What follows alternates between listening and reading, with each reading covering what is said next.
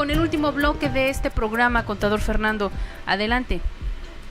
Bueno, pues continuamos, no sin antes darles las gracias nuevamente por escucharnos semana a semana, y nuestro auditorio como siempre nos hace unas preguntas bastante interesantes. En este caso vamos a comentar la pregunta que nos acaban de enviar, donde nos comentan: tengo el caso que el Infonavit de un cliente donde no pagó sus cuotas, fue embargada la cuenta bancaria y ya tenemos el monto de la deuda fiscal, los accesorios y las multas. En este momento hay un programa de beneficio de condonación de multas.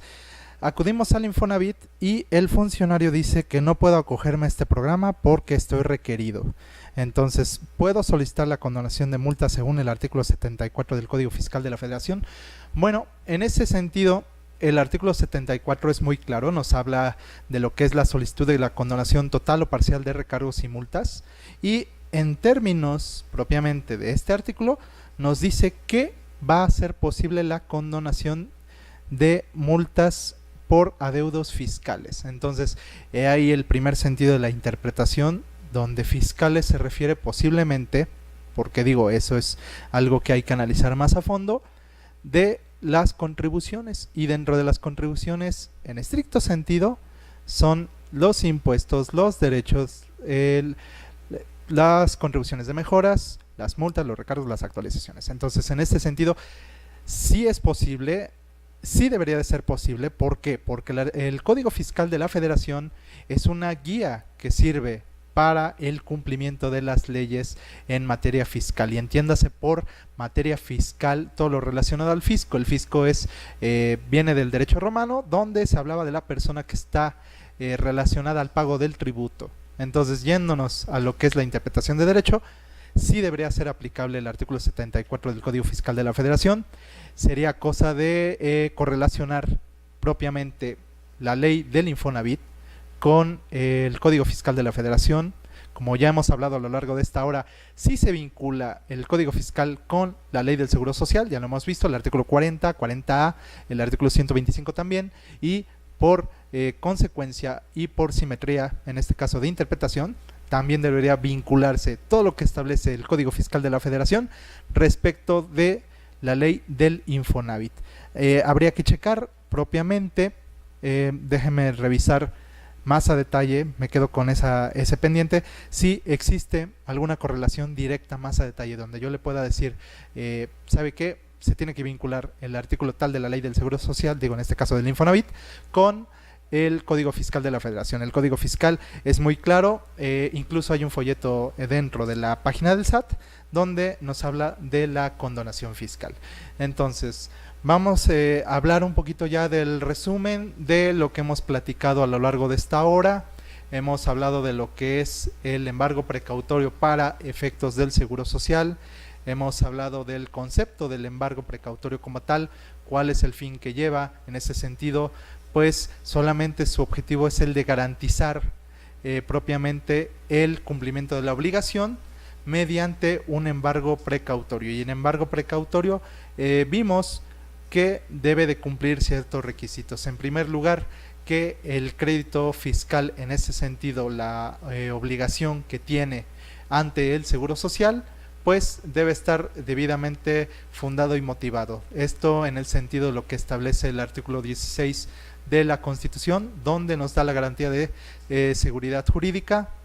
También una cosa importante que hay que comentar es que el artículo 16 nos da esa base y debe de estar debidamente determinada, es decir, la autoridad, en este caso el Seguro Social, no puede llegar a nuestra negociación y embargar simplemente porque se debe cierta cantidad de dinero. Debe de estar fundado, motivado y determinado.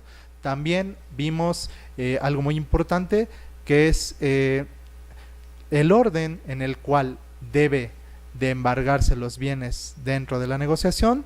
Habíamos visto que en primer lugar deben de estar los bienes inmuebles, posteriormente lo que son las cuentas por cobrar, los derechos de autor y posteriormente las obras, el dinero, los depósitos bancarios, los bienes muebles no mencionados y finalmente la negociación en caso de ser necesario.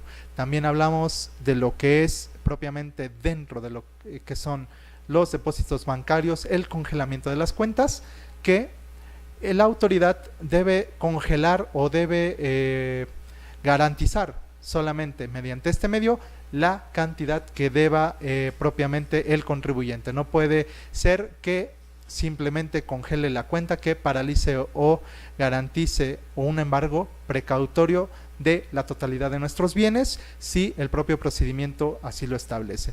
También otra de las cosas que habíamos visto es que puede existir ciertos vicios dentro de lo que es la notificación de este tipo de actos. Es muy normal, ya habíamos comentado que puede ser mediante notificación, mediante estrados, y habíamos hablado de los medios de defensa, en este caso un juicio de nulidad o un juicio de amparo de acuerdo a lo que establezca o considere el contribuyente. Entonces, como podemos ver, hay que entender que el IMSS tiene en primer lugar esta facultad, que en segundo término debe de validar propiamente mediante todo este procedimiento la fundamentación y motivación del acto que está llevando a cabo, y propiamente debe de respetar al final las garantías del contribuyente. ¿Por qué? Porque esto es lo que nos va a dar la pauta para entender y para valorar si realmente estamos en un acto donde tiene ese derecho, si estamos en un acto donde nos quedamos en un estado de indefensión, y finalmente es el que nos va a dar la pauta y los elementos para elaborar una buena defensa y una buena asesoría. También les recordamos que nos pueden visitar o bajar el audio propiamente a través de la página de www.argoscursa.com. En la sección de descargas ustedes se registran y pueden consultar todos nuestros programas aquí en Decanacer, y también recordamos los medios de contacto, que son a través de la página de Facebook Argos Cursa Radio, el Twitter Argos Cursa Radio y el correo electrónico. También por mi parte, pues mis datos de contacto, correo fsanchez@decanacer.com, nuestra página de internet www.decanacer.com, y como siempre es un gusto estar aquí con ustedes e invitarlos la próxima semana, como cada 8 días, todos los martes a las 5 de la tarde, con un programa más de Más que Especialistas con Decanacer. Les agradezco la atención y nos escuchamos la próxima semana. Buenas tardes.